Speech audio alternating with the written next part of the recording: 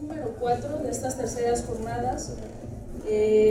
Gracias por la paciencia, por seguir aquí. Esta mesa número 4 vamos a tener temáticas sobre la electrificación del occidente, pero también sobre otras compañías y servicios que iremos viendo. La primera presentación está a cargo del doctor Federico de la Torre. Nos va a presentar el trabajo titulado Electrificación en la minería de Ostotipaquillo y Etzatlán. Tienen 15 minutos.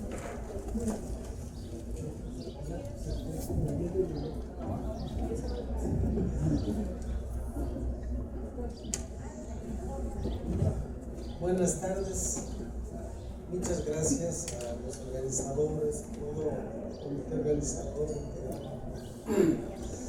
el doctor Sergio Valerio, René de León, todo el equipo que colabora, Laura Pacheco, Sebastián Miguel, etc. Gracias por la invitación.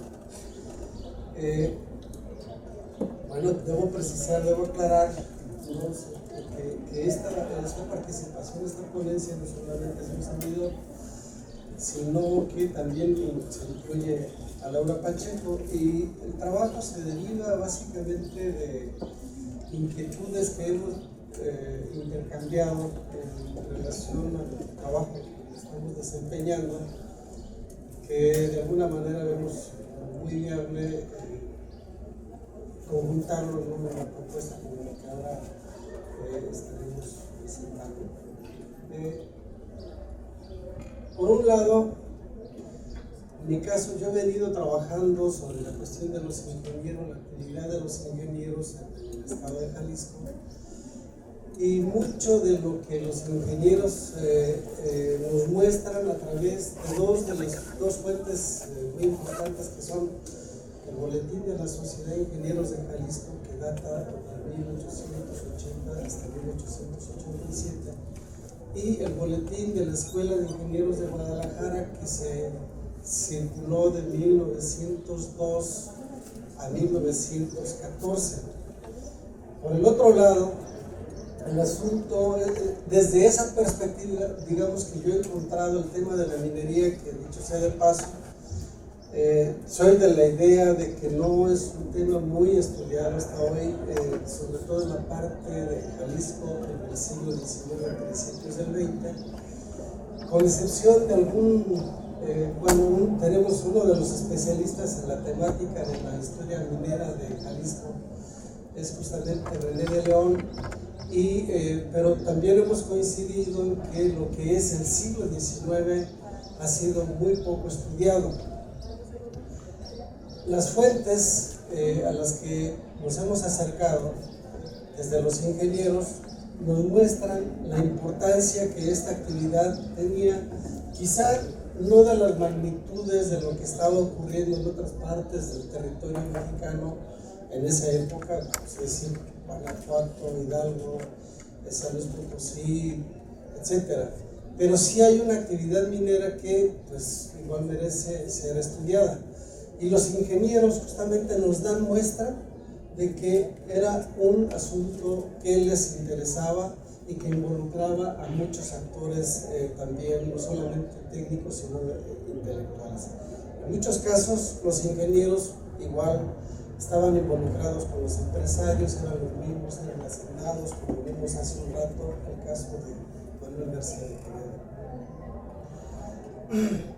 La minería en lo que es Jalisco, pues no es, insisto, una actividad que fuera muy importante. En la época colonial tuvo cierto desarrollo, y luego hay un momento muy importante de la minería hacia finales del siglo XVIII en el mineral de Bolaños. Después de eso, que es muy destacado, el resto de la actividad minera más bien se da a pequeña escala, y sobre todo va a ser en minerales que se ubican hacia la costa de Jalisco o bien en la parte central cerca de Guadalajara, entre Ameca, Mascota, Etzatlán, Ostotipaquillo, etc. El siglo XIX, sobre todo hacia finales del XIX, los ingenieros nos empiezan a mostrar que hay un interés por conocer de la minería y la situación que ésta guardaba, pero también porque ellos mismos estaban involucrados en la actividad minera.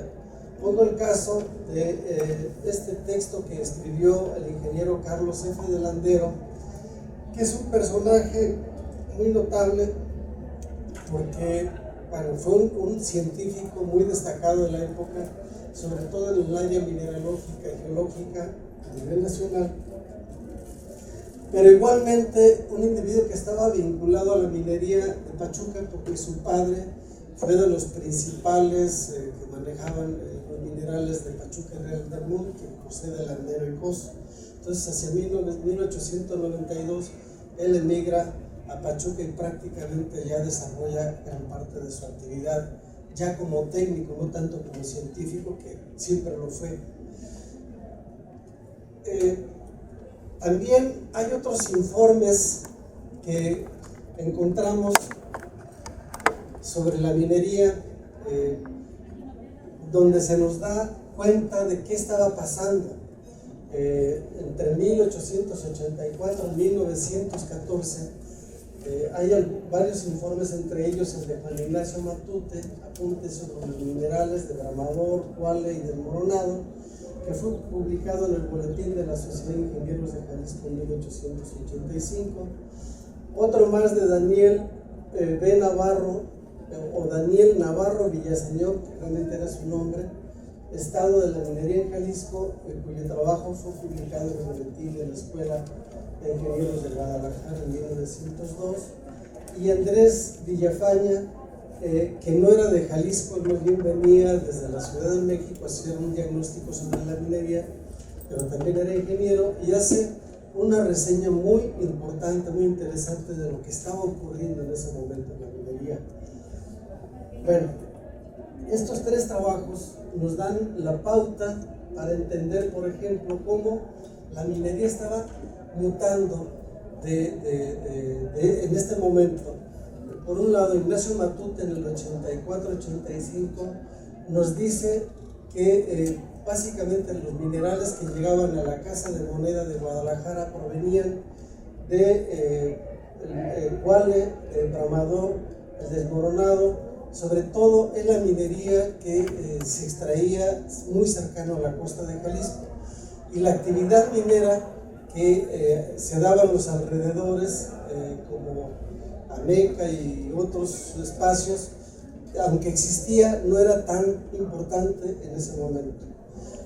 Desde el punto de vista técnico y lo que existía de desarrollo de la minería, había mucha obsolescencia todavía. Escasamente en una de esas haciendas de beneficio se usaba una máquina de vapor. Las empresas eran muy pequeñas, estamos hablando de los años 80. Y bueno, nos vamos al estudio que hace Daniel Navarro Villaseñor. Este señor nos hace un recuento de lo que está ocurriendo y nos está, sobre todo, está invitando a la gente en su momento de que se incursione en la actividad minera más allá de la explotación de los metales preciosos, que es una característica muy propia de la época, en un contexto donde la geología había tenido una evolución muy importante como disciplina que ayudaba a entender mucho qué tipo de otros materiales podían ser explotados. Estamos hablando de una época, por ejemplo, donde está emergiendo el cemento Portland, ¿no? Entonces, ya desde ahí nos estamos involucrando en una actividad minera mucho más diversificada. Él, sin embargo, menciona que hay muchas minas pequeñas en Jalisco, pero hay una gran dificultad para poder integrar compañías que ayuden a su explotación. Mientras tanto, ya con Andrés Villafaña, en 1914, que hace un estudio de acá, de la región, nos habla de cómo la minería se explota así.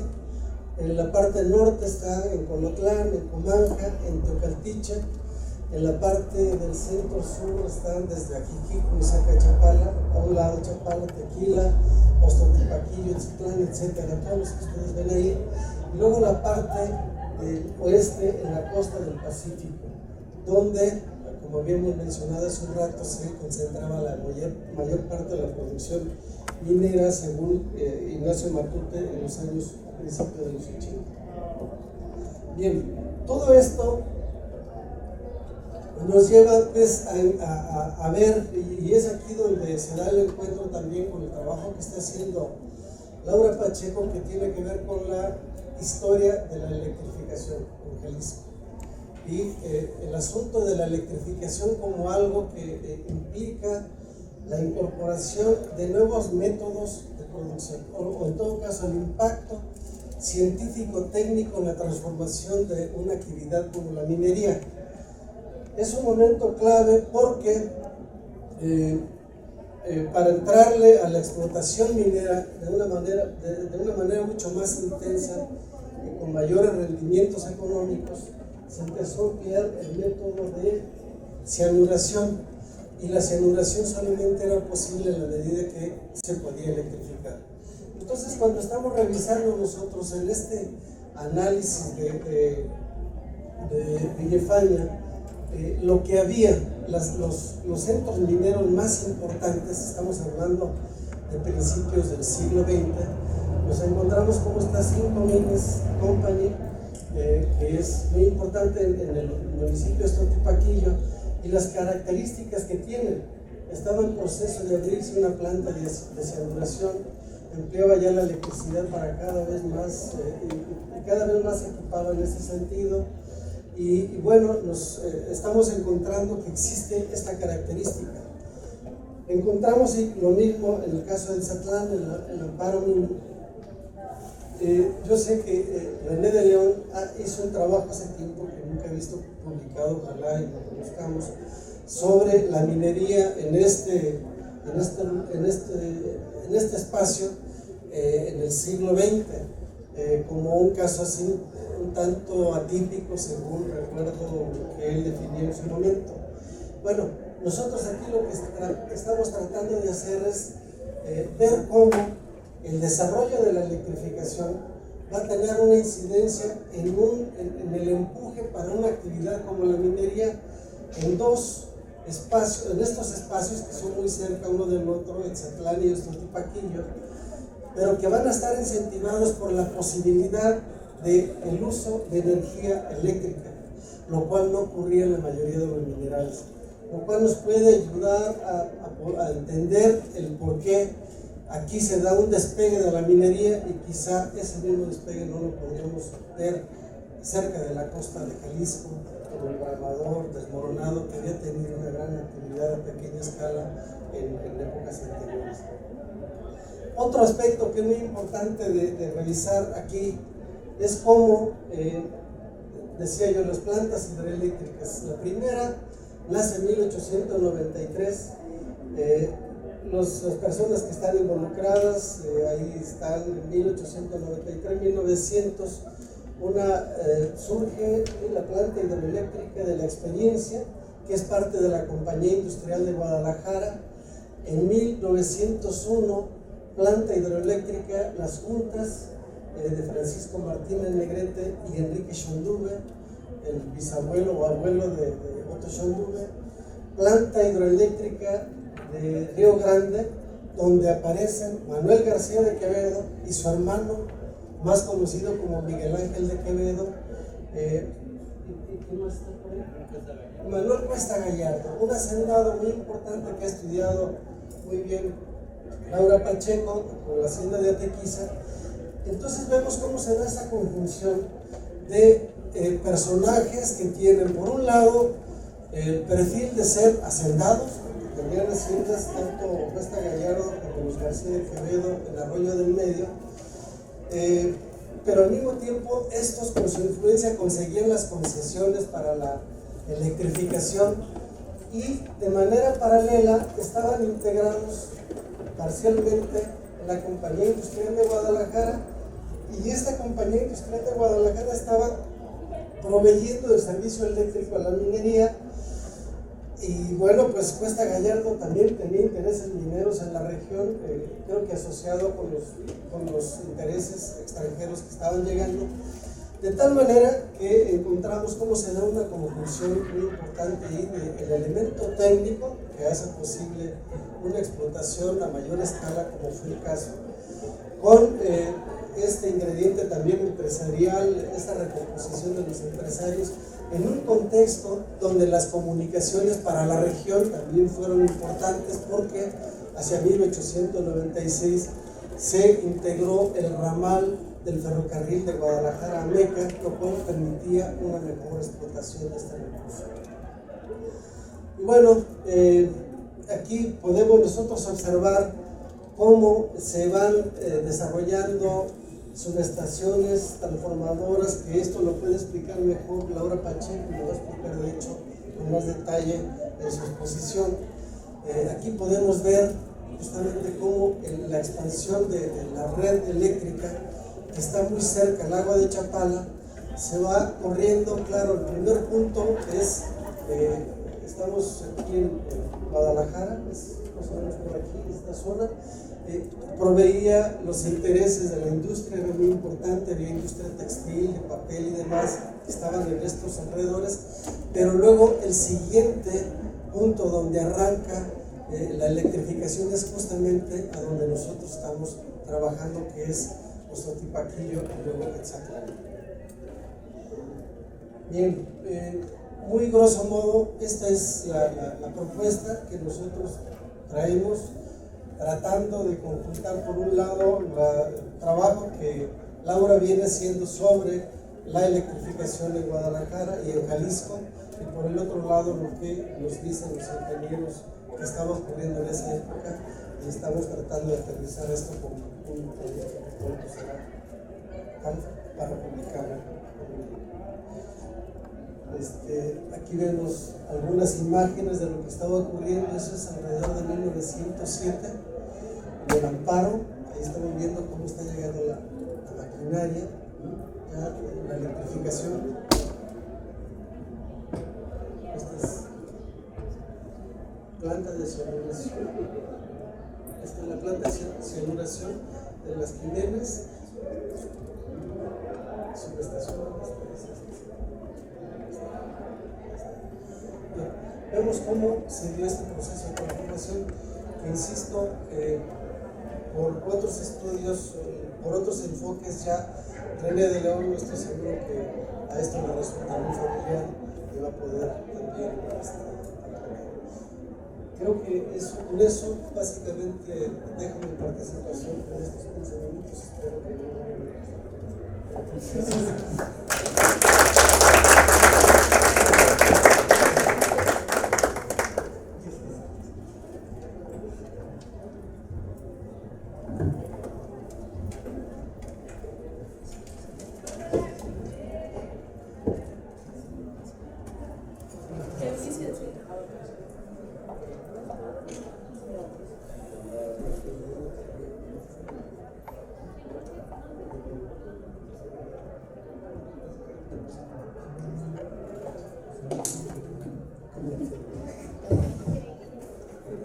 Bueno, buenas tardes. Una vez más, agradecer a los organizadores y en este caso en particular a Laura por haber invitado a su mesa. ¿Y por qué le doy las gracias a Laura? Bueno, en particular, digamos, el tema de la electricidad no es el fuerte, digamos, de la investigación que hice, pero en el afán de explicar los derroteros de la Revolución Verde en una región mexicana, en el Bajío, me encontré con ese factor explicativo que de alguna manera va a influir en, según mi particular interpretación, en qué tipo de cultivos empezaron a cultivarse de manera más intensa en el Bajío. Bueno, bien, el problema que yo identifico para esta región es que entre el año 40 y el año 70 aproximadamente se va a experimentar un impulso de diversificación agrícola ¿Por qué nuevo? Bueno, esto ya había ocurrido en el Porfiriato, pero inclusive, por ejemplo, algunos cultivos como la fresa ya habían sido llevados a esa región desde finales del siglo XIX. Pero además de que esos cultivos tienen una expansión, hay otros que se van agregando, como lo decía en la primera participación que hice aquí. Es un periodo de profunda experimentación en la agricultura mexicana. Bien, entonces se transita fundamentalmente, y eso no lo estudié yo, lo estudió Oscar Sánchez en la Universidad de Guanajuato, de un patrón esencialmente de cereales a uno más enfocado a frutas oleaginosas y forrajes. Entonces, bueno, dentro de este factor explicativo de cómo sucedió ese tránsito, la revolución verde ha sido, digamos, tratada. Sin embargo, y también el riego por bombeo, en particular Boris Marañón, que lo ha explicado. Sin embargo, hay dos variables que yo voy a dar el día de hoy que no han sido incorporadas a esto, en particular la medioambiental y la variable energética. Ese es el mayor asunto. Y bueno, esta es la región de estudio, más bien es una provincia fisiográfica, lo que a mí me interesa, que había sido muy del interés de estos personajes que construyen el plan agrícola mexicano del que hablaba en la mañana, que va a dar origen a lo que le denominamos Revolución Verde, porque por su relieve, esencialmente, si bien no plano con pocas contrastes, y también porque históricamente había sido una región muy importante para la agricultura mexicana. De hecho, en los años 40 se pensó en que iba a ser la canasta del pan mexicana muy con este término de la revolución agrícola inglesa. Bien, lo que vemos ahí, pues una vez más, son Henry Wallace y Roosevelt. En este caso particular de esta ponencia es importante porque, según Sarah Phillips, los proyectos de modernización agrícola de los años 30 en Estados Unidos, producto del New Deal, siempre estuvieron vinculados, sí, fertilizantes, semillas, etc., pero también a la electricidad. Y sin embargo, para el caso mexicano no ha sido como revisado, ¿no? En el 43, producto del plan, se establece la Oficina de Estudios Especiales, que ya, como decía, fue una institución muy importante, la más importante de agronomía. De hecho, inaugura o establece una nueva agronomía durante su vida institucional del 43 al 61. Y nuevamente aparecen ahí algunos personajes. George Carrall, que fue el primer director de las Oficinas Especiales, Wellhausen, que es un genetista del maíz, y Borlaug, que es el más famoso por ganar el Nobel de la Paz en el 70 por sus innovaciones en trigo. Bien, ya esto ya lo mencioné hace un rato, entonces voy a ser muy breve. Se pensó en el espacio del Bajío como un espacio cerealero y sobre todo maicero, porque desde los años 40, después de los 40, algunos científicos mexicanos habían identificado ahí variedades de alto rendimiento que se habían ido localizando ahí por agricultores antes de 1940, y que algunos de ellos son aún hoy de enorme importancia para el mejoramiento del maíz alrededor del mundo. CIMIC lo dice, no yo.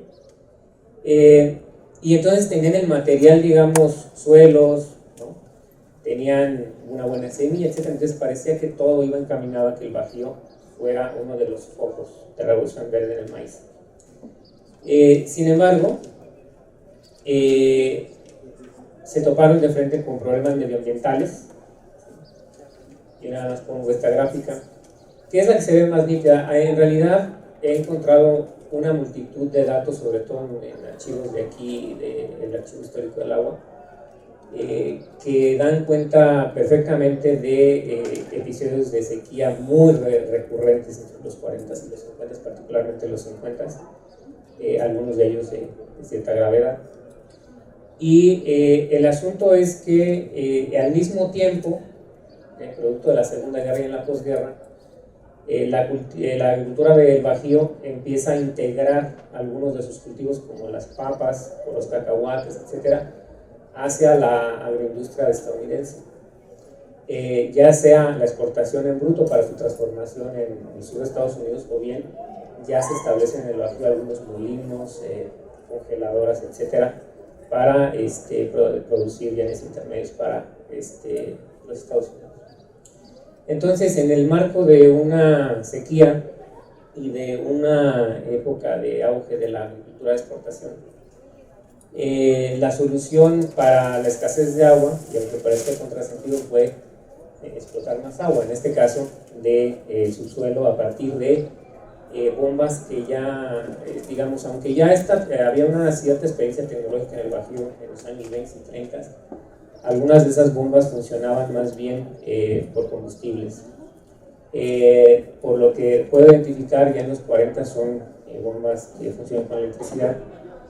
Y en estos lo que estoy colocando son, según los censos agrícolas, el aumento de bombas y de alumbramientos. Evidentemente, y aquí agradezco los comentarios de Laura en su momento, del 50 al 60 se ve un aumento muy importante. Si bien es cierto, sí es producto de una mayor cantidad de alumbramientos, también es cierto que se debe a que el Estado mexicano empieza a regular el agua subterránea y en particular empieza a tratar de controlar el número de alumbramientos, porque muy pronto, el producto de que sí existe este aumento, ya desde el año 51 y 52 empiezan las primeras vedas, ¿no? De que se empiezan a batir los niveles. Bien, esto también se da producto, hay un aumento de la demanda de energía eléctrica y muy pronto empiezan a aparecer problemas, ¿sí? Entonces hay una transición en los años 40 y 50, sobre todo de las fuentes de primarias para la producción de energía eléctrica. Durante mucho tiempo la producción de energía eléctrica se hacía por hidroelectricidad, fundamentalmente de fuentes de Michoacán, ¿no? En Zacapu y en Zamora, que después era conducida a distintos lugares del Bajío para actividades industriales, mineras o agrícolas. Pero la transición de energía hídrica y térmica se empieza a dar pronto en términos de la periodicidad que yo estoy manejando. Para los años 30, según lo que yo encontré en Garza, en la historia de la industria eléctrica, según él, más o menos entre los años 35 y 45 lo que se observa es que la hidroelectricidad, digamos, la capacidad instalada de termoeléctrica está hasta cierto punto estática. La capacidad de electricidad es la que tiene un aumento, pero esto va a cambiar fundamentalmente en los 40, en el periodo en que yo lo estoy comentando. Entonces, el episodio que está ocurriendo en el Bajío también tiene su correlato a lo que está pasando en el país. La termoelectricidad empieza a ubicarse como la principal fuente de energía. Pienso yo que sobre todo porque la demanda de energía tanto urbana, ¿no?, como rural empieza a aumentar de una manera rápida. Entonces, los proyectos de electricidad, por ser más costosos, declinan ante los proyectos de termo. Aquí entonces lo que se ve, por ejemplo, es que la tasa de la capacidad instalada del Bajío empieza a crecer rápidamente. Mucho de ella a partir de la construcción de plantas termoeléctricas. En 1949 se pone la primera en Celaya, que tenía una capacidad de 9.000 kilowatts de capacidad instalada, y eso lo que se experimenta es de 4.000 a 13.000 rápidamente. Y a partir de ahí, en los años 52 y fundamentalmente entre 52 y 60, cuando se dan una serie de créditos del Banco Mundial, bueno, en aquel tiempo del BID, del Banco de Reconstrucción y Fomento, para generar mayor capacidad eléctrica en esta región, que además se va concentrando sobre todo en la región de Celaya. Bueno, la intención de virar hacia la energía termoeléctrica en una época de sequía, yo interpreto que es producto de tratar de aislar la generación de la misma de los flujos de de las corrientes superficiales. Y de esa manera tener un abasto, digamos, estable en medio de una situación de extrema fluctuación. Bien, entonces lo que sucede ya en digamos, como resultado de este proceso, para 1960 la capacidad, por ejemplo, de generación termoeléctrica cubre aproximadamente como el 60 o 70% de todo el sistema. Y la generación eléctrica se va haciendo chiquita, digamos, ¿no? Y Celaya se va convirtiendo en un lugar donde se concentra no solo la generación termoeléctrica, sino también todo el aprendizaje tecnológico de manejo de este tipo de nuevas plantas que se van estableciendo. No es el único lugar Celaya. Por ejemplo, el Banco Mundial, el BID, perdón, otorga una serie de créditos al gobierno mexicano y se establecen plantas termoeléctricas en muchos otros lugares donde hay agricultura intensiva, por ejemplo en La Laguna, en el Valle de Juárez, en Mexicali, etc. Lo que me hace pensar que ese tipo de energía termoeléctrica se va a relacionar de manera muy cercana a las experiencias de agricultura intensiva, sobre todo en regiones donde el agua tiene un hándicap, ¿no? Entonces, sí, efectivamente hay más energía, más electricidad, más agua, pero los costos se disparan. De por sí el modelo de la revolución verde es de costos crecientes, pues también lo es ya el uso de este tipo de energía. El riego por bombeo, por ejemplo, era 80 pesos por hectárea versus 15 el riego por gravedad. Entonces, los agricultores, algunas organizaciones de agricultores del Bajío empiezan a pedir a la Secretaría de Economía y a la Secretaría de Recursos Hidráulicos que la alternativa son los proyectos hidroeléctricos y que pusieran turbinas, por ejemplo, en la Presa Solís o que pusieran en otro tipo de lugares. O que de alguna manera pusieran un subsidio al riego por bombeo.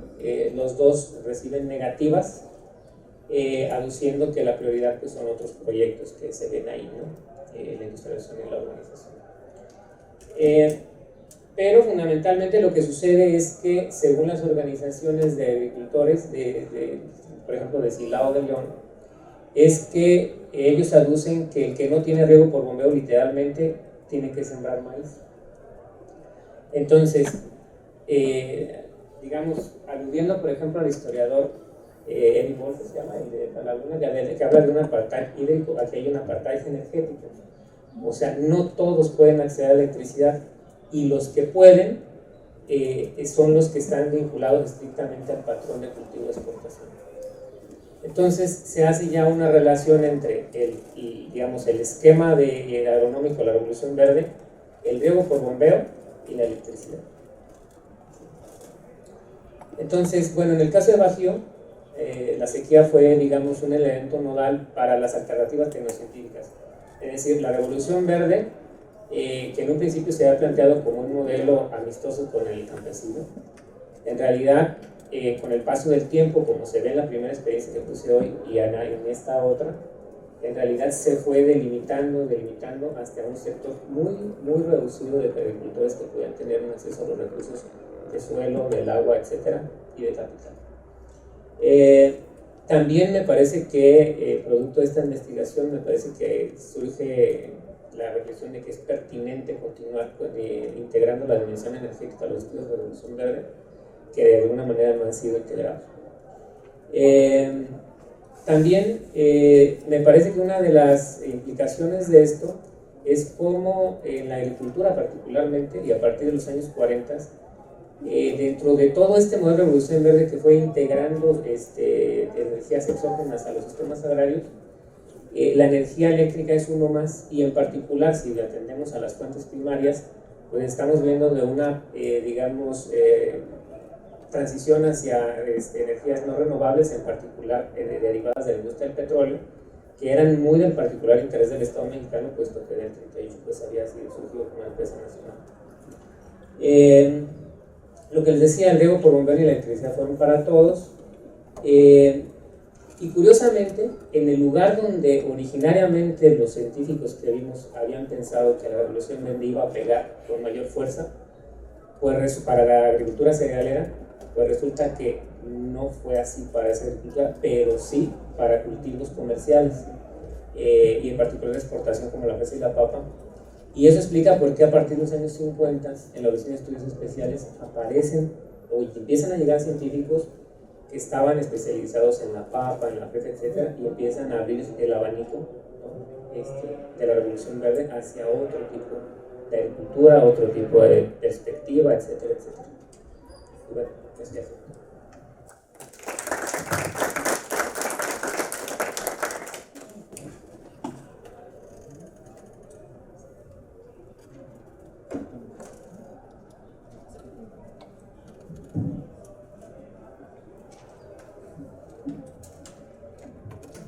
Bien, muchas gracias, doctor Mesa. La siguiente presentación está a cargo de Fabián Oviedo Luque. Su ponencia está titulada La Compañía Agrícola de Chapala S.A. entre el Porfiriato y la Posrevolución, 1910-1923.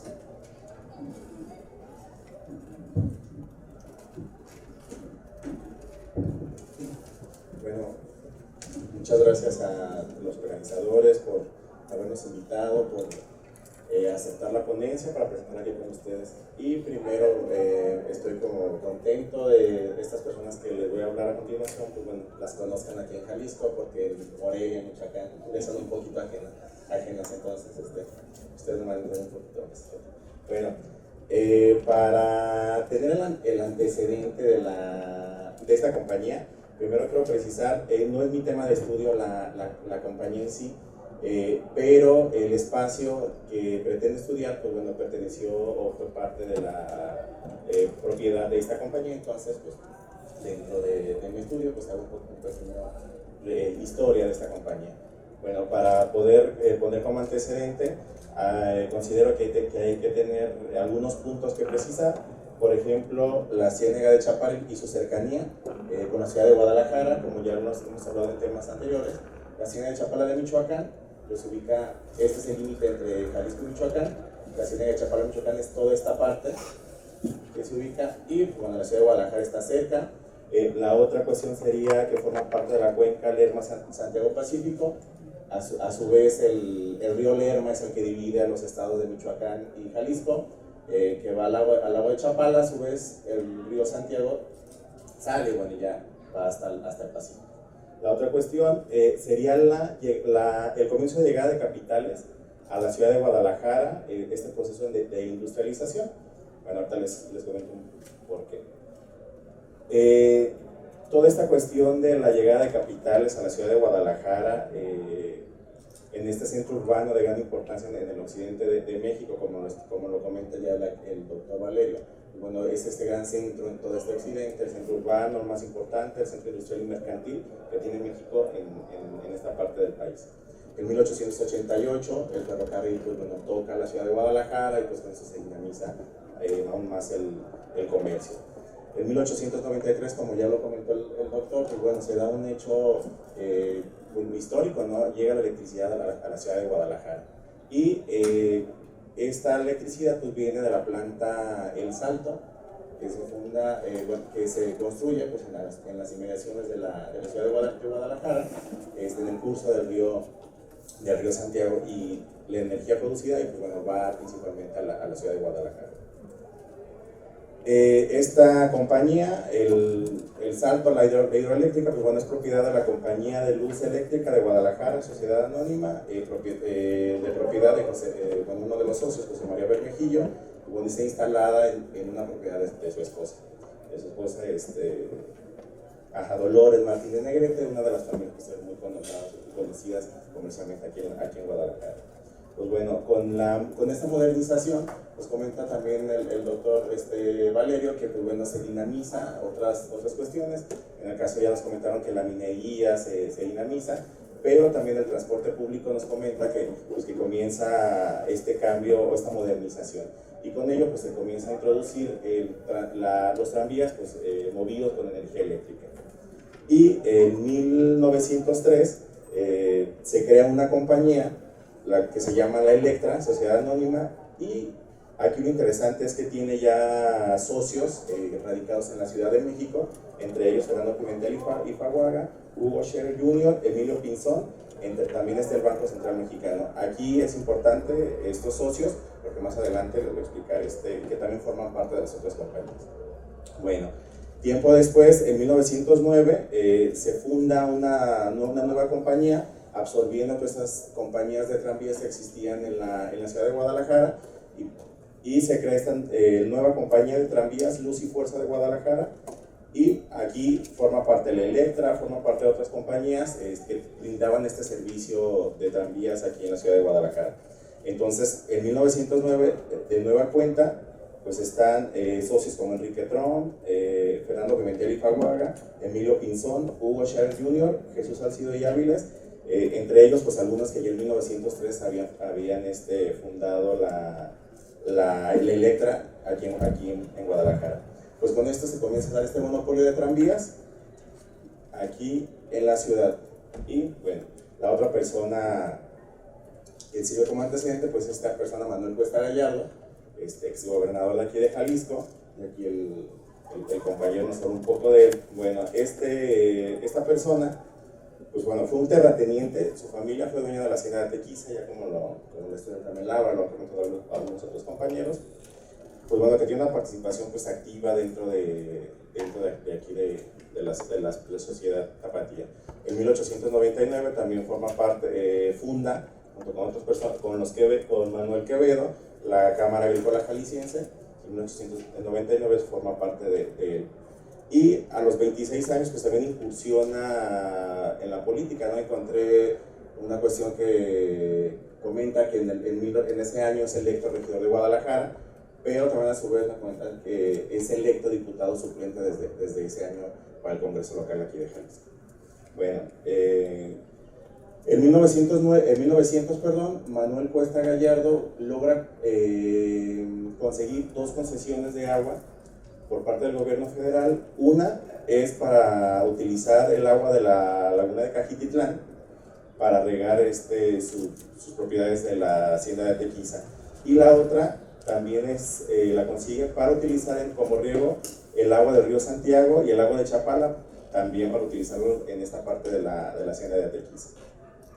Bueno, en esta concesión del agua de Chapala en 1900 se deja abierta la posibilidad de que podrían amojonar el perímetro del lago cuando la Secretaría de Fomento dijera, bueno, estuviera de acuerdo para realizarlo. Entonces deja por ahí la posibilidad de hacer esta desecación o de amojonamiento del lago. En 1903, Manuel Cuesta Gallardo también compra a los Quevedo, justamente, la Hidráulica Mexicana, sociedad anónima, pues, que forma parte de esta hidroeléctrica, del puente grande aquí en Jalisco. En 1903 la compra y ya también incursiona esta concesión de agua a la generación de energía eléctrica. Bueno, en 1903 también se reforma la primera concesión de 1900 y le autorizan realizar las obras de desecación del lago de Chapala. Estas obras de desecación, pues bueno, comenta la concesión, pues, era para evitarle la evaporación, para que el lago de Chapala sirviera como un lago de almacenamiento de agua, para poderlo controlar, toda esta cantidad de agua que iba a entrar a estas compuertas para la generación de energía eléctrica. Bueno, después dentro de 1905 a 1908 se da otra serie de reformas a esta concesión, bueno, que permiten ampliar los beneficios que tenía Manuel Cuesta Gallardo. Entre ellos, bueno, amplió el margen de riego, se amplió hasta Yurécuaro, de Yurécuaro, Michoacán, hasta La Barca, Tequiza, iba a poder utilizar esta agua para riego. En 1905 también ocurre otra cuestión. En la Secretaría de Fomento comenta que la altura del lago de Chapala se iba a fijar en la cuota 97.80, que entonces a partir de esa cuota pues iba a permitir desecar esta parte del lago.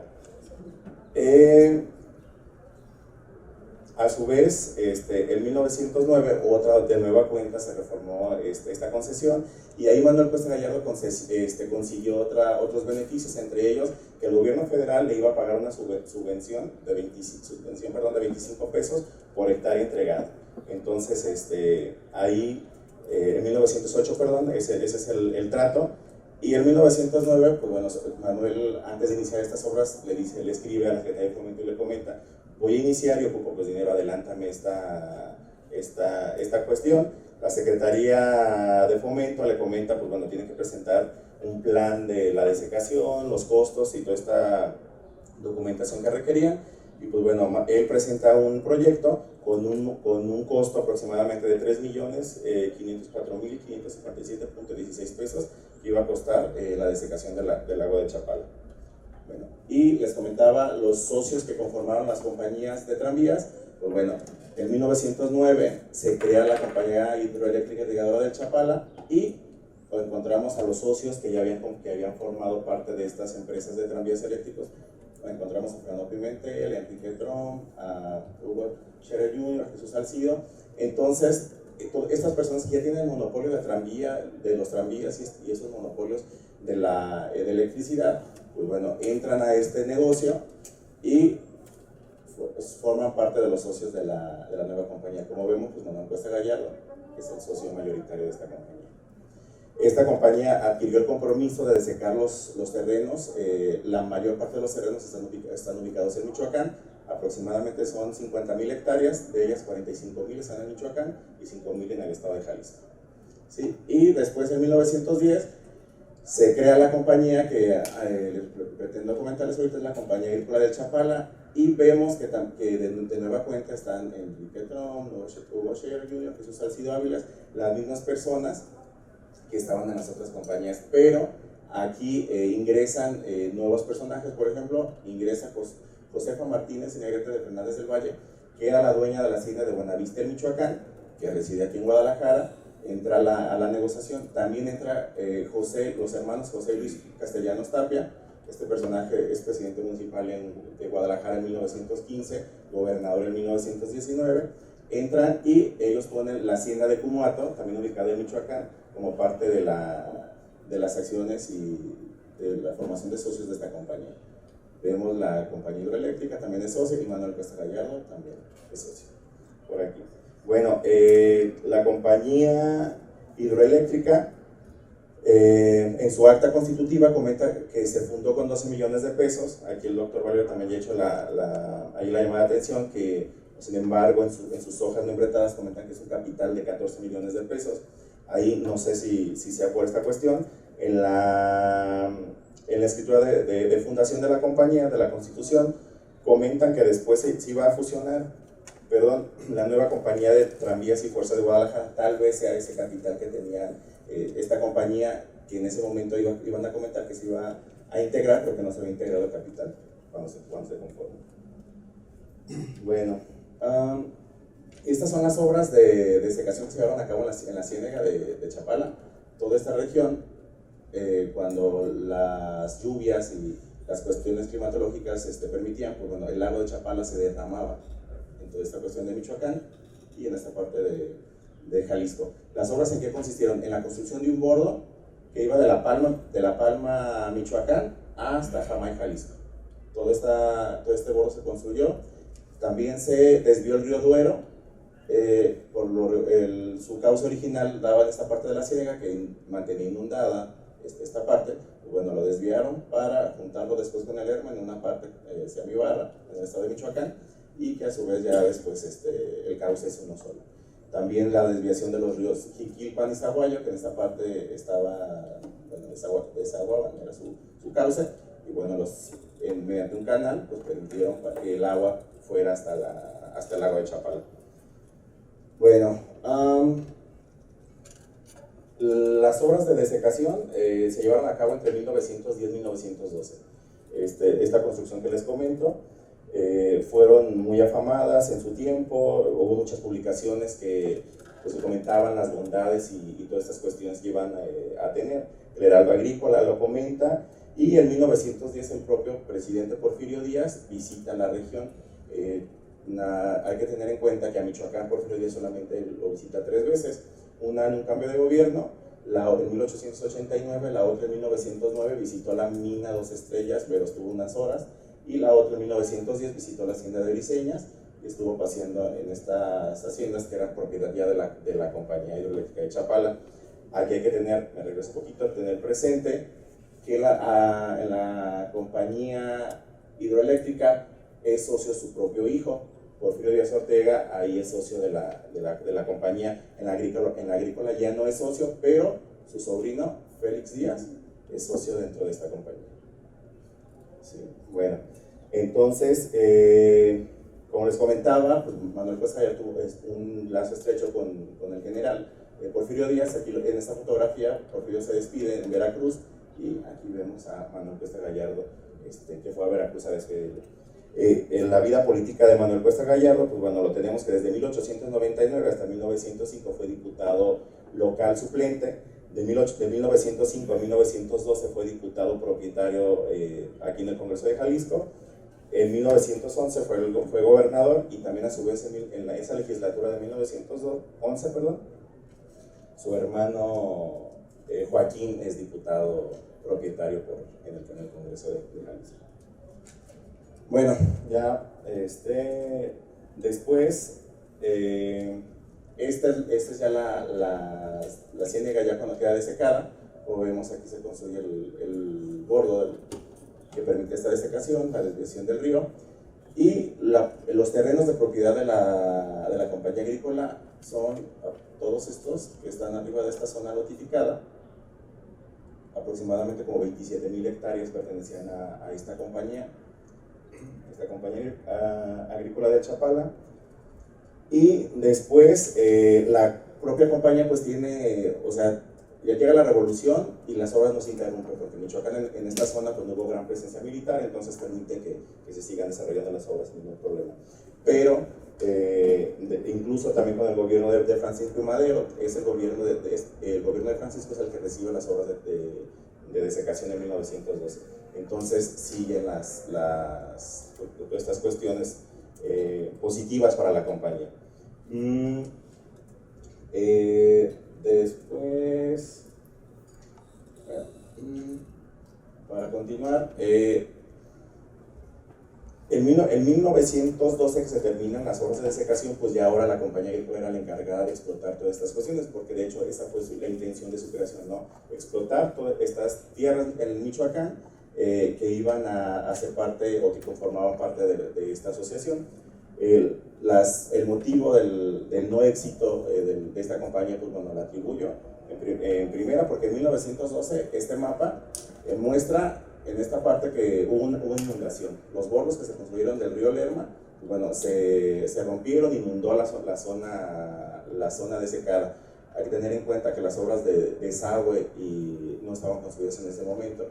En 1913, un gobernador constitucionalista de Michoacán interviene una de sus fincas. Hasta ahorita he encontrado que la hacienda de Cumato es intervenida por el gobierno de Gertrudis G. Sánchez. Entonces, pues bueno, ya no permite el desarrollo. Después, en 1914, hay que tener en cuenta que Manuel Cuesta Gallardo sale del país.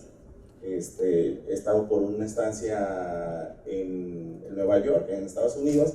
Bueno, la cuestión aquí sería también porque en este lapso de gobierno de Victoriano Huerta, pues bueno, Manuel Cuesta Gallardo lo apoya, incluso es electo diputado federal por el distrito de La Barca, y va al Congreso de la Unión. Entonces, al terminar, también Manuel Cuesta Gallardo primero se va a Cuba, después está encontrado que sale hacia Estados Unidos, y de hecho de Estados Unidos escribe solicitando permiso a Venustiano Carranza de venir a México para atender los negocios de la compañía.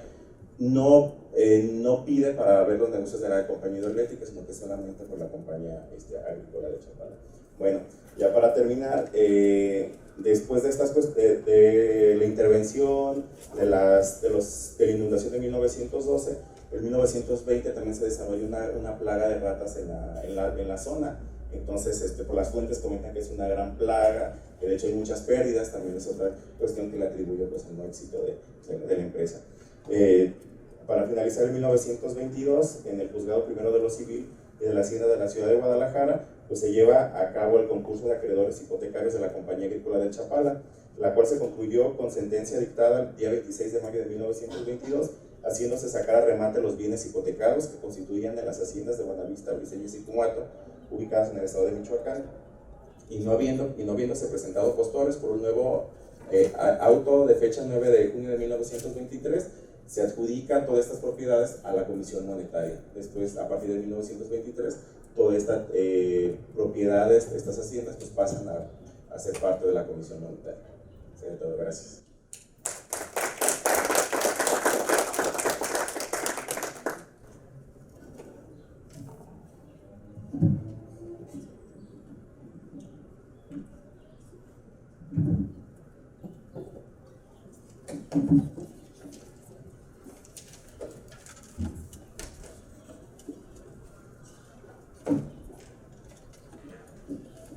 Bien, pues ahora es mi turno de presentar la ponencia que preparé para esta ocasión. Ahora yo quiero agradecer a los que aceptaron, obviamente a los organizadores, al CUSEA, al Departamento de Ciencias Sociales y Jurídicas, pero en lo que me concierne directamente a los ponentes que los animé a que se aventaran temas de electricidad. Y bueno, creo que está siendo muy interesante lo que estamos platicando. Lo que yo voy a hablar más o menos se sitúa, y lo titulé El inicio de la red, es un poco el antecedente o el inicio tal cual de la red eléctrica, es decir, antes de que la red cubriera la cuestión minera o que existiera esta gran compañía hidroeléctrica de Chapala. Como han más o menos comentado, pues mi investigación es justamente sobre la industria eléctrica en Jalisco, en una periodicidad más o menos larga, pero bueno, todo tiene un inicio y esto es lo que voy a presentar hoy.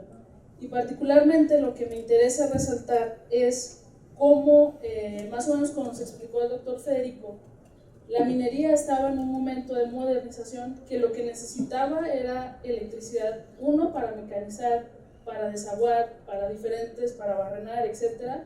Pero sobre todo para el nuevo sistema de beneficio que era el de la cianuración. Entonces, igual que pasó en esto, digamos que la electricidad llegó a impactar la minería, pasó lo mismo antes con la industria. Esto es por eso que puse este subtítulo: Electricidad e Industria, vínculos y desarrollos a finales del siglo XIX. Digamos que iban un tanto, pues no sé si por caminos paralelos, pero sí llevaba su propia inercia el desarrollo electrificador, y a la vez las industrias, igual que la minería, la industria textil, la industria de papel, etcétera, requerían la electricidad para poder modernizar sus procesos. Entonces, de algún modo, ambas necesidades se acompañaron, se ayudaron en sí a desarrollarse. Obviamente, como hemos estado viendo, lo que hay aquí es un vínculo de intereses de personajes, tanto institucionales como tecnológicos y políticos, y particularmente empresariales, y yo diría ingenieriles sobre todo. Entonces el objetivo pues es analizar estos vínculos técnicos y empresariales y ver cómo se impulsaron mutuamente la industria, digamos en términos genéricos, y la electrificación. Igual lo que han estado comentando antes de mí, nuestro protagonista, aquí la generación, contrario a lo que podría haber pasado en Guanajuato, es 100% hidroeléctrica, en esta época al menos, y por supuesto que va a seguir la trayectoria del río Santiago, que es más o menos, acá está la ciénaga de Chapala que ahora veíamos, y este es el río Santiago. Digamos, nuestro área de acción va a estar en lo que tenemos ahí circulado. Bien, hay que comenzar con un pequeño antecedente respecto a las industrias. Como les decía, aquí en Jalisco la industrialización, o al menos la mecanización de las fábricas, comienza hacia los años 40. Una tendencia o requerimiento, imposición, digamos, productiva, era que las fábricas, molinos y cualquier sistema productivo que requiriera energía, pues tendría que estar situado cerca de una corriente eléctrica una corriente hidráulica que le pudiera brindar energía a través de turbinas o inicialmente a través de ruedas hidráulicas. Entonces, las primeras industrias, digamos, se dan a partir de que se establecen 3 zonas principales en Jalisco. La que nos importa ahorita es, digamos, la de Zapopan, donde más o menos por aquí, donde se instalan las primeras fábricas, que son Atemajac, Tlaxcóbal, Batán. La experiencia entre 1843 y 1853, y para 1866 Río Blanco, ¿no? Que aquí estamos muy cerca. Como les decía, bueno, en mucha parte determinó su ubicación el acceso a este recurso. Y digamos que no se podía salir de otro tipo de energía. El doctor Federico ha hecho un trabajo respecto a cómo durante todo el siglo mantienen la tecnología hidráulica, primero ruedas, luego turbinas, y en muy pocos casos se dio el vapor, es decir, el agua va a ser el eje. Pero ¿qué pasa? A finales del siglo XIX, la industria eléctrica está viviendo su expansión y justamente ahora, en vez de utilizar la energía directamente del agua, se crea el sistema o la generación de electricidad a partir de medios hidráulicos. Lo que hacía es que ahí convierte una energía cinética en una chispa, en una electricidad, a partir de reacciones electromagnéticas, etc. Digamos que el agua mueve, en vez de mover la máquina, mueve la máquina que hace electricidad. Por lo tanto, la tendencia va a ser igual. Las hidroeléctricas, o las zonas, digamos, de potencial energético y por tanto industrial, pues van a seguir una corriente hidráulica. Entonces, cuando la industria eléctrica comienza a desarrollarse, ahora, en vez de tener una necesidad de agua, pues vamos a tener una necesidad de tener una planta eléctrica o bien una red que te lleve la electricidad hasta allá. Hay un salto muy importante que se da también en la cuestión de la generación eléctrica. Originalmente era un pequeño dínamo, que es la máquina que genera la electricidad, conectada directamente a tu trilladora, a tu molino, lo que tú quisieras mecanizar. Y hay un momento en que se juntan la utilización de turbinas, que son mucho más potentes, el uso de la alta tensión, o el envío por alta tensión, y lo que es la corriente alterna. Se juntan estos 3 mecanismos y entonces la industria eléctrica nace ahora sí como tal, como la conocemos, ¿no? De gran extensión.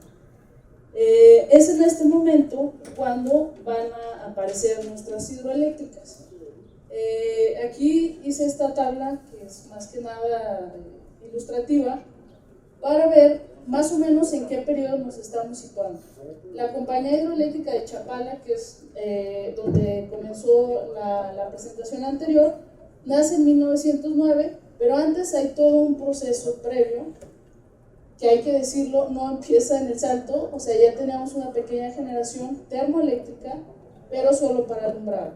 A partir del Salto se da este salto de usar altas tensiones, subestaciones, etcétera, etcétera, y se puede distribuir mucho mejor la electricidad, más potencia y sobre todo de enviar a más distancias.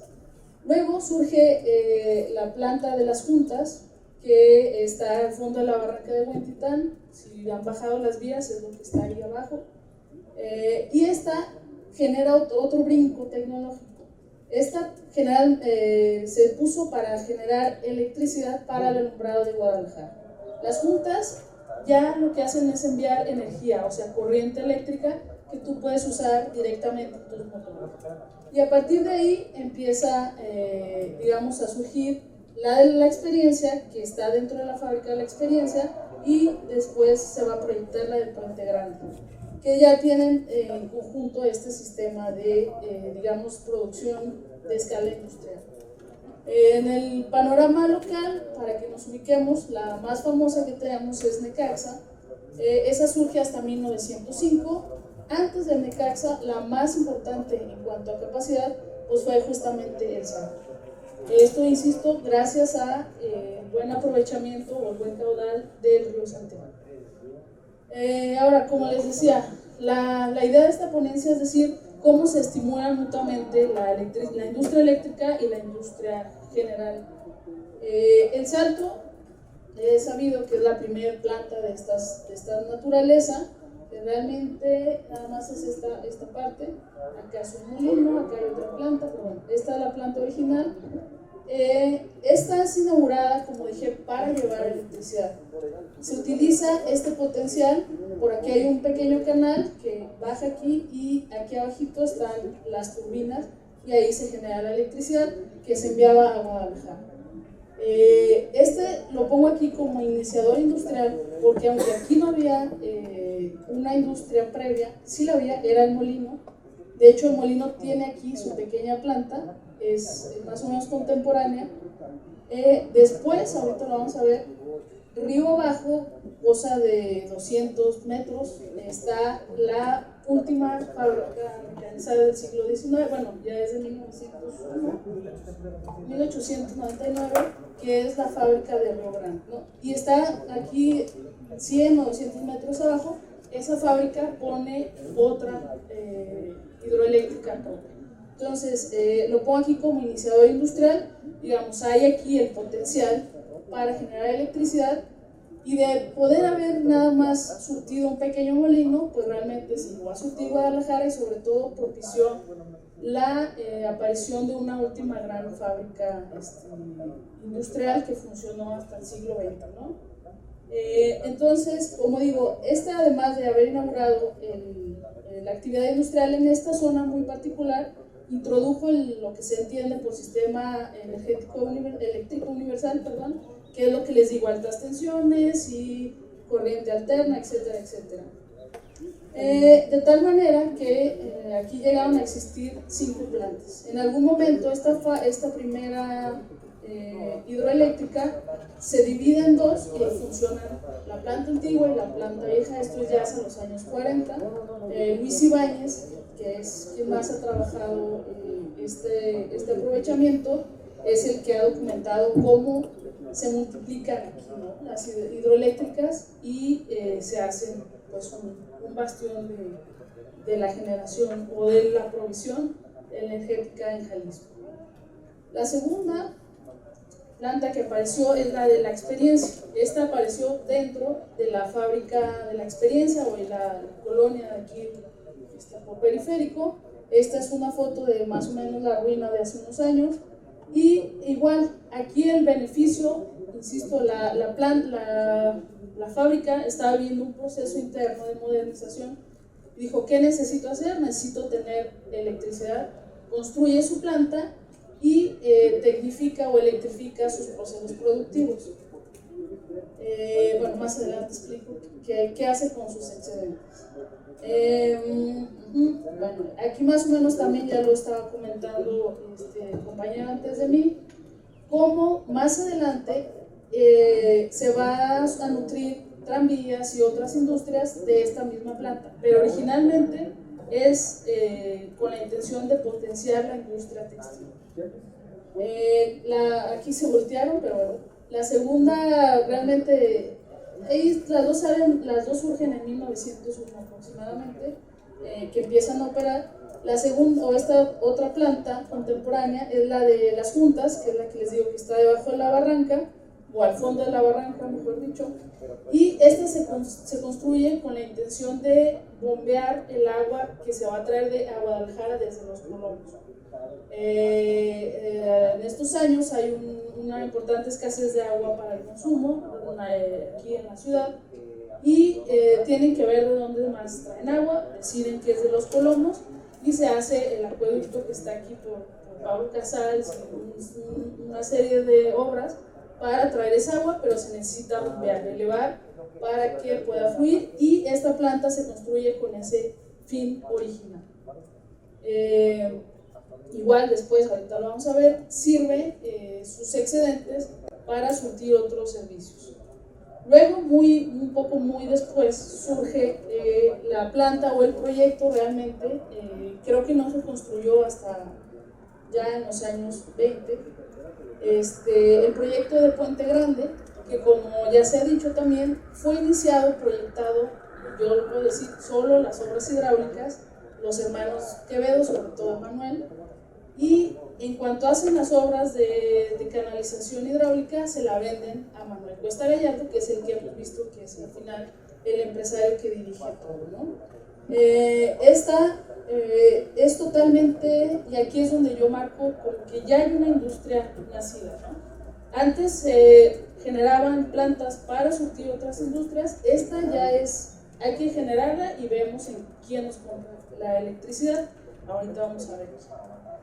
Más o menos lo que ya explicó Fabián, ahorita cómo se fue fusionando los intereses eléctricos y hasta que llegaron a esto que fue la compañía hidroeléctrica de Chapala, este proceso de fusión entre compañías, comprar acciones y luego ya la mayor se come a la chiquita y se va haciendo cada vez un monstruo más grande. Ese proceso lo ha documentado muy bien el doctor Sergio Valerio y digamos que para verlo un poco más esquemático, tenemos que hay dos grandes concentraciones, ¿no? Por un lado, la SIC, Compañía Industrial de Guadalajara, concentra todas estas fábricas que eran independientes unas, otras sí estaban vinculadas, pero hacia 1901 por ahí surge la SIC,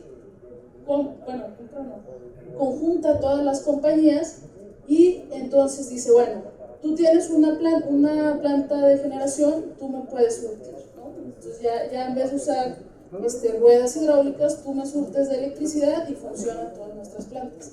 Pero aún así hay excedente de electricidad.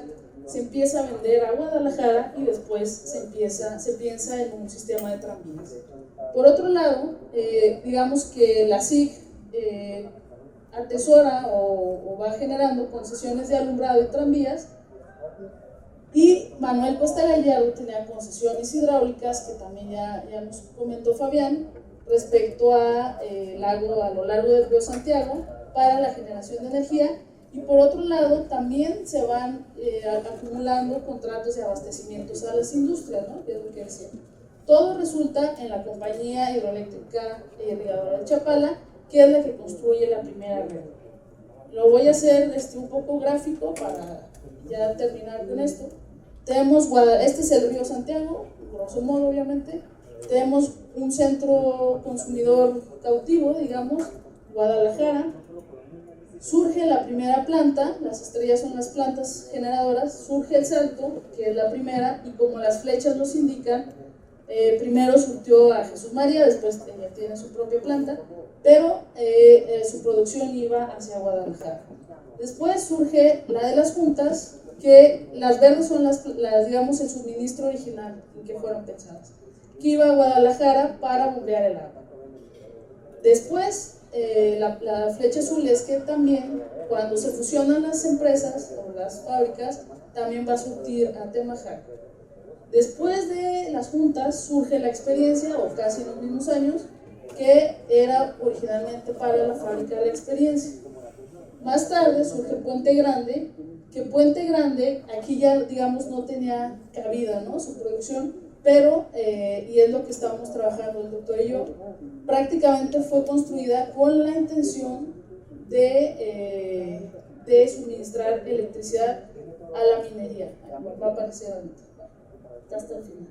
Como les decía, a partir del Salto surge primero la fábrica de Río Grande y después su propia planta, y aquí después hay otras plantas.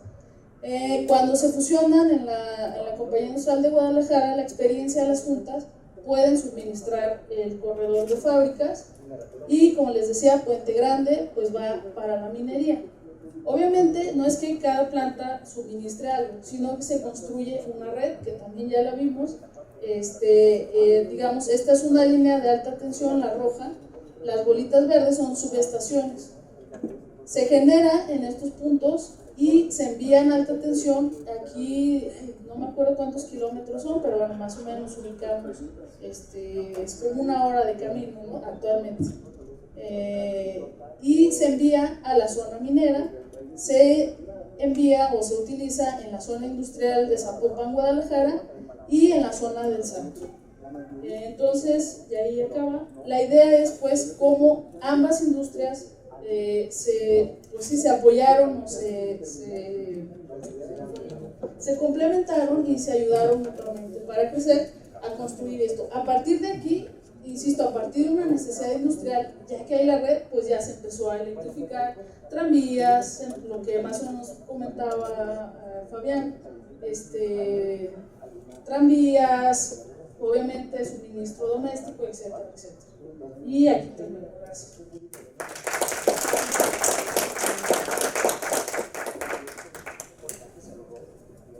Bien, para continuar con la última presentación de esta mesa, va a cerrar Francisco Javier Delgado Aguilar, de la Universidad de Colima. Nos va a presentar la ponencia titulada Prensa y compañías de servicios públicos en Aguascalientes a finales del Porfiriato.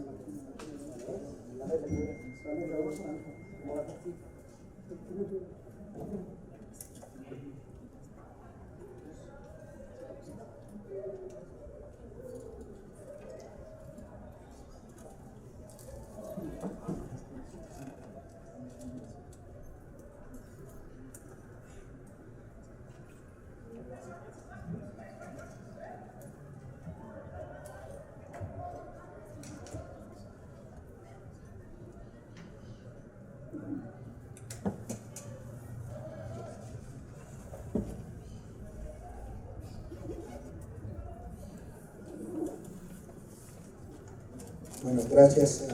Buenas tardes, gracias por su presencia, gracias al comité por acoger esta propuesta de presentación. Voy a tratar de demostrar que de alguna forma tiene relación con el problema y el fenómeno de las empresas de energía eléctrica.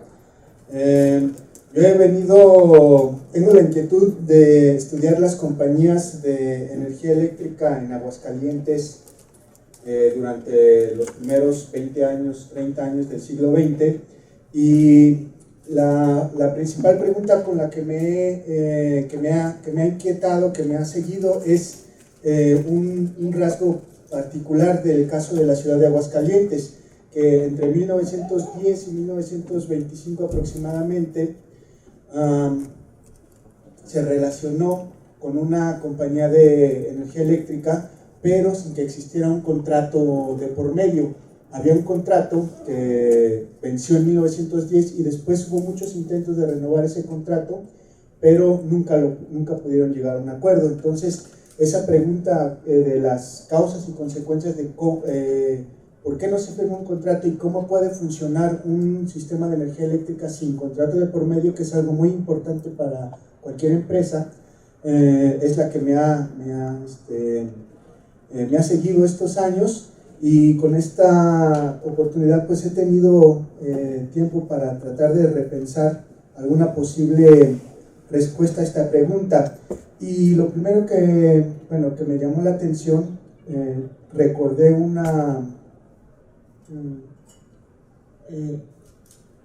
párrafo de un médico en Aguascalientes que se llamaba Jesús Díaz de León.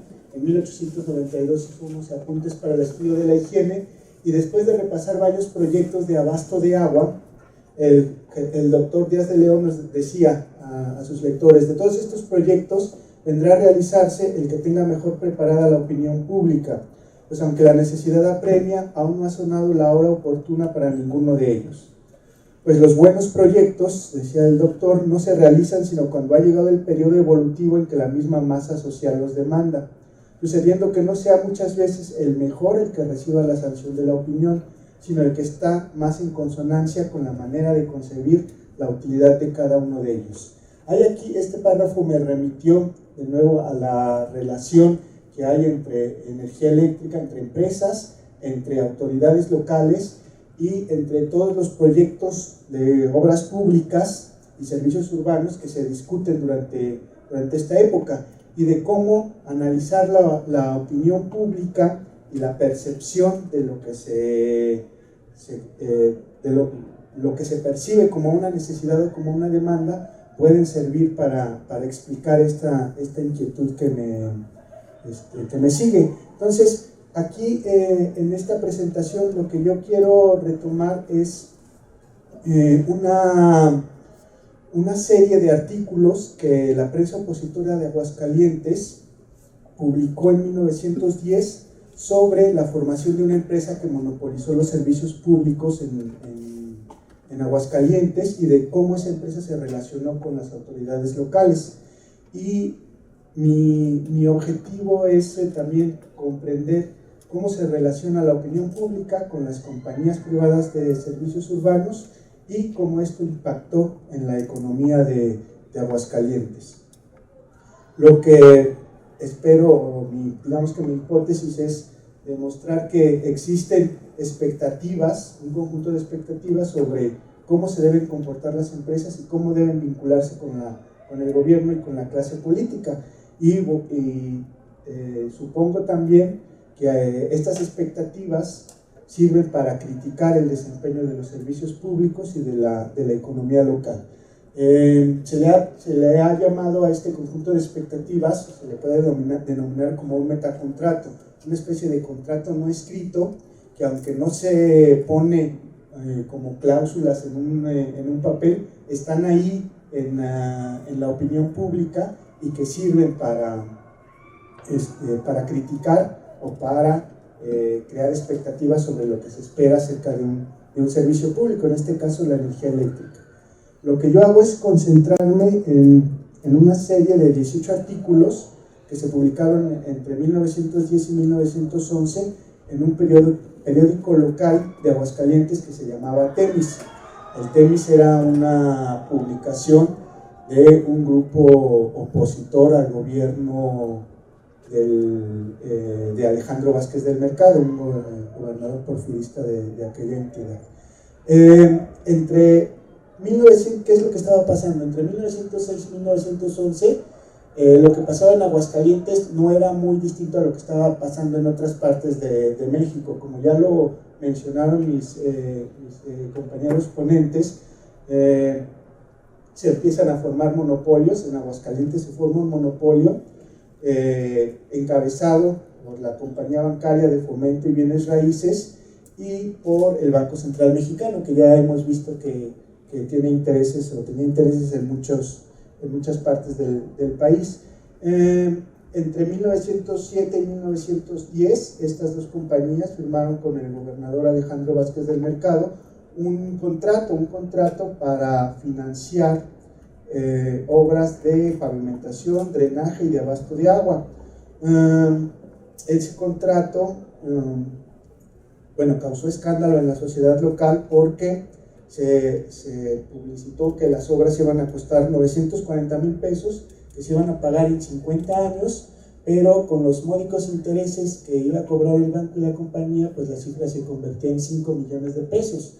5 millones de pesos que pues empezaron a parecer una cantidad pues escandalosa. Este monopolio, como ustedes ya saben, pues la compañía bancaria estaba presidida por Fernando Pimentel y había creado en 1905 el Banco Central Mexicano. El punto aquí es que el gobernador Vázquez del Mercado le pedía dinero al Banco Central Mexicano para pagarle a la compañía bancaria. Entonces digamos que era un negocio redondo para el monopolio. Estas dos compañías, la compañía y el banco, como ustedes saben también, pues hicieron obras de infraestructura en muchas ciudades, en México, en Zamora, en Puebla, en Morelia, en Veracruz, en Guadalajara. Y para 1911, en Aguascalientes, habían adquirido también la compañía de electricidad y tranvías. Entonces, entre 1910 y 1911, en Aguascalientes, prácticamente los servicios urbanos clave de la capital estaban en manos de la compañía bancaria y del Banco Central. El alumbrado, los tranvías eléctricos y el abasto de agua.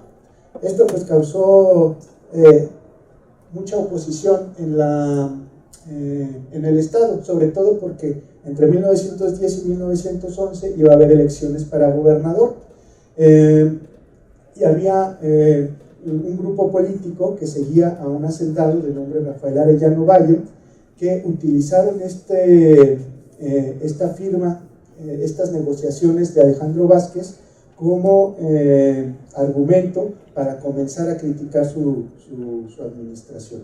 Era gente de clase alta y de clase media, eran abogados, ingenieros, pequeños empresarios, hacendados, que se oponían a la reelección de Vázquez del Mercado y que fundaron un periódico que se llamaba Temis. Entre este periódico publicó 18 extensos artículos que denunciaban y documentaban con gran ironía y de manera muy meticulosa la firma de los contratos entre el gobierno del Estado, la compañía bancaria y el Banco Central Mexicano.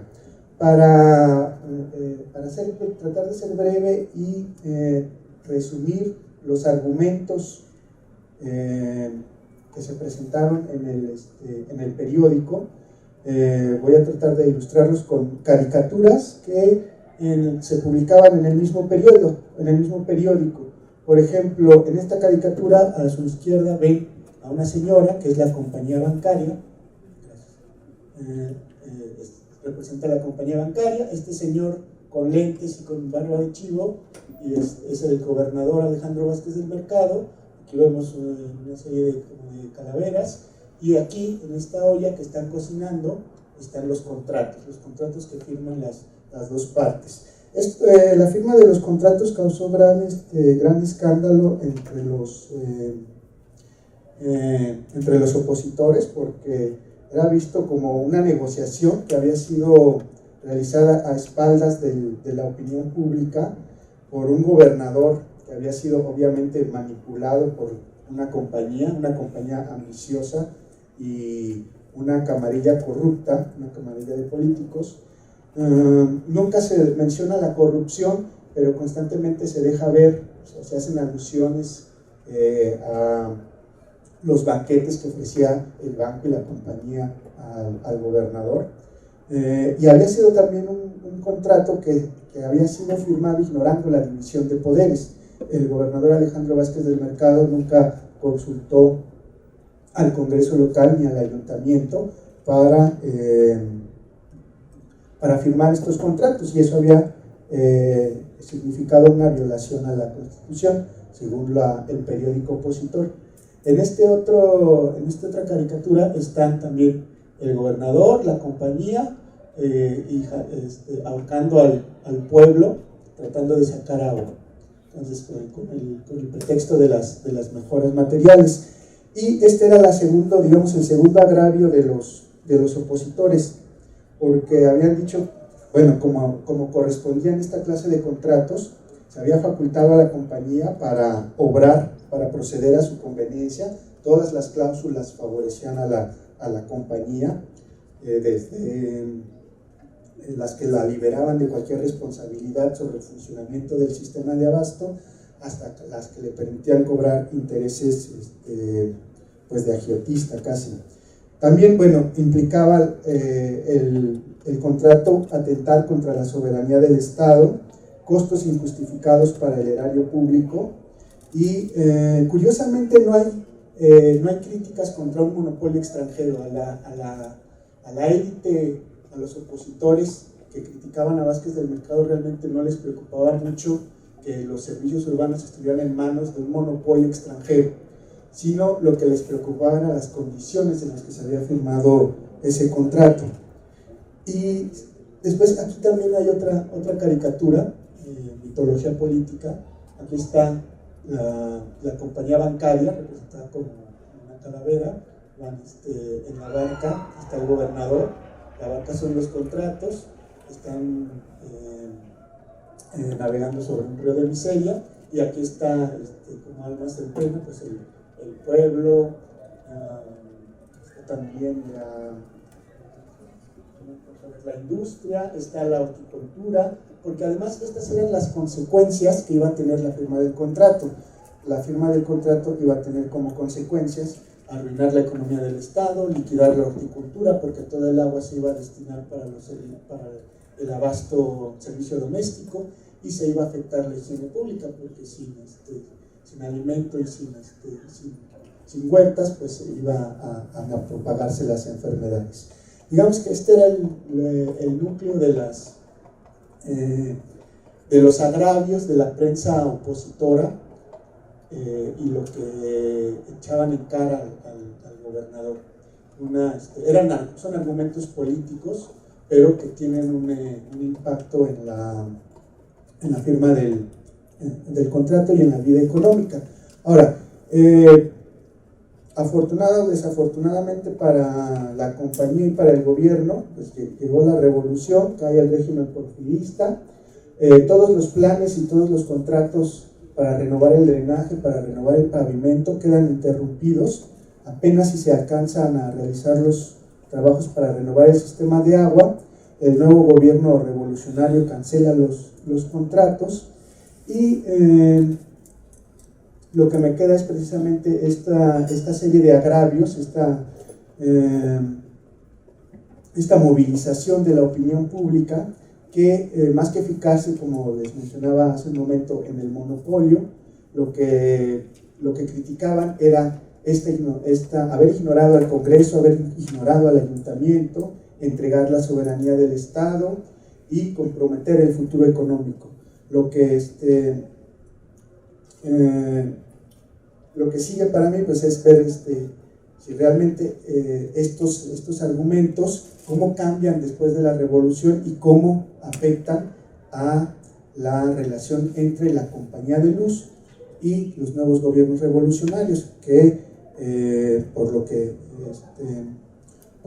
he visto en los documentos y en las negociaciones, le dan más peso al problema del monopolio. Antes el monopolio no era un problema, pero después, efectivamente, para los gobiernos revolucionarios se empieza a convertir en algo indeseable, digamos. Entonces, pues hasta aquí sería mi intervención. Muchas gracias.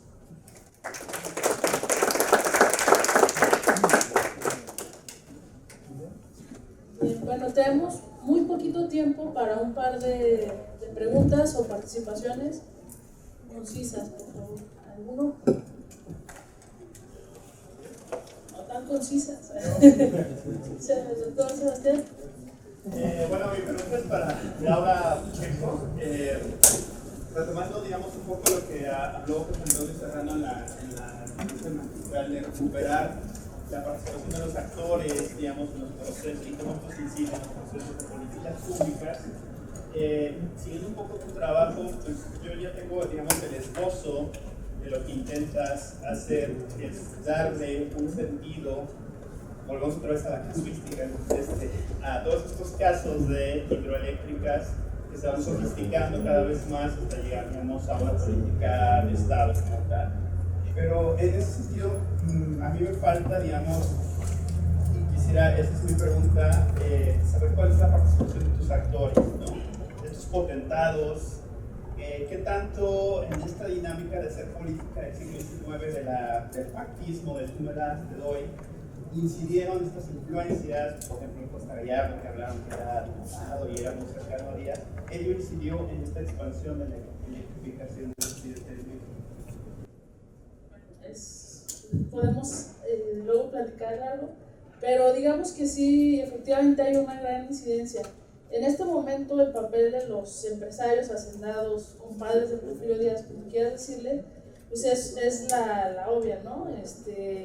Yo la verdad no creo que las concesiones se dieran por privilegios. Había una legislación, ellos cumplían la legislación y la concesión se daba. Claro, el problema era el diseño de la concesión. No cualquiera podía aspirar a una concesión. Solamente gente con capacidad financiera, digamos, cumplía estos perfiles y se obtenía la concesión. Digamos que se juntó voy a decir una frase coloquial, se juntó el hambre con la necesidad. El país necesitaba infraestructura, necesitaba servicios, necesitaba progreso material que el Estado no podía financiar por sí mismo. Entonces la opción fue pues el capital privado, obviamente dándoles las facilidades a partir de una política de fomento. Más acercado hacia lo de las regiones y el papel de los actores en las políticas es ya en la postrevolución, que no lo traté ahora, pero ahí la clave, y pronto saldrá ahí, espero un artículo, ahí son los ingenieros. O sea, estos Quevedo, o sea, pensemos en Miguel Ángel de Quevedo, que es el famoso apóstol del agua, fue porfirista y después fue un gran funcionario de la posrevolución, el gran ingeniero Miguel Ángel de Quevedo. Igual, por ahí viene en la compañía hidroeléctrica, en la compañía agrícola de Chapala, otro ingeniero que fue el deslindador después, Marroquín Rivera, él llegó a ser secretario de fomento, ¿no? Entonces realmente es una élite científica que traspasa el límite de la postrevolución. A lo que yo y otro grupo de colegas con los que he podido platicar, realmente estos ingenieros que en su momento o fueron ingenieros o fueron empresarios ingenieros porfiristas, fueron los que proyectaron muchas de las políticas postrevolucionarias en irrigación, en agricultura, en electricidad, etc. Se ve mucho más la incidencia de estos actores en la política después de la revolución, pero son los mismos. Hay una continuidad, es lo que yo he visto. Bueno, por cuestiones de tiempo vamos a dejarlo aquí, pues cualquier otro comentario que está.